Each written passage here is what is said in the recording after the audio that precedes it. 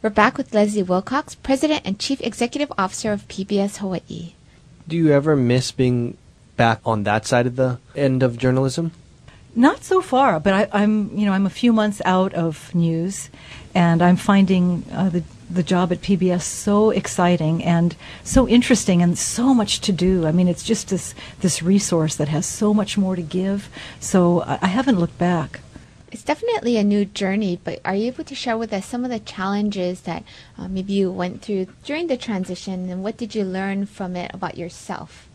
You know, the number one challenge is finding the money to run a television station in Hawaii, primarily with viewer donations. When you think about it, it's just incredible that the people of Hawaii support this. And it is a beloved station in that, I mean, people are just so attached to the programs and because they learn, it's a lifelong learning thing, and it just opens up the world. And we're trying to do programs that also share Hawaii better than it has been shared before. So the challenge is finding the money and convincing people that this is a really worthwhile thing to pursue and to enjoy. And then what's the plan to do that? I mean, what are you doing personally to make that happen? Well, right now we need more local programs. We have really good national programs, but we don't want to be just a national pass-through. We want to be us and reflect our culture, our cultures, plural. And so I'm thinking at this point that I'd like to put good programs on the air and hope people respond to that. There are so many issues that could catch fire or are catching fire that we could respond to and provide a real chance for people to hear discussion of. You know, we're expanding Island Insights to a 1-hour live call-in show. And one reason for that is on television news, you know, a long soundbite now is 8 seconds. You don't hear follow-up questions. You don't hear your politicians as much in live, unscripted, sanitized situations. We want to put that on the air. We want people to be informed citizens and really know what their democracy is doing.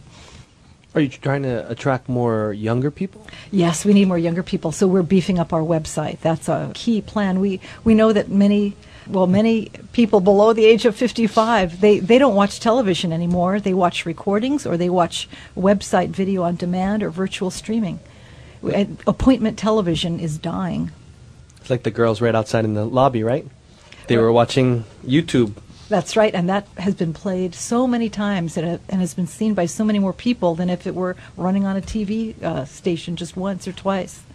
I was going to ask you, what are some of the strategies you're using to fundraise for the television station that other people can use in their fundraising efforts, whether it's for their company or nonprofit organizations that they're involved in? I think that's the question for all nonprofits across the board. We're lucky because we have this very precious thing called public airwaves and a license to use them, and that's our secret. We're using our airwaves to raise money. We also use avenues that other nonprofits use, like direct mail, community outreach, but we have to go with our strength. So I don't really have a lot of advice for other nonprofits. I'm trying to learn the best use of ours. What's the hardest thing about being in a nonprofit versus being in a for-profit company, besides what you had mentioned earlier? Oddly enough, I feel really comfortable in a nonprofit. Television station owners in this decade are voracious owners. For example, most of them aren't in it because they're into journalism or news. They're into it for the profit, and it's a very aggressive profit. So not much is left on the table for new initiatives or putting back into the station. It goes away to the home office somewhere on the mainland.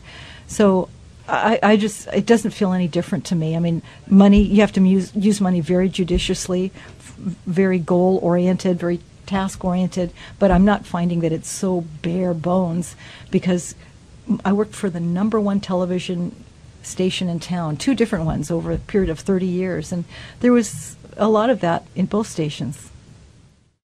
Thanks for joining us today on Greater Good Radio. For more information or a transcript of today's show, please visit us online at greatergoodradio.com. This is your host, Evan Leong and Carrie Leong, saying please join us next time for another episode of Greater Good Radio Hawaii.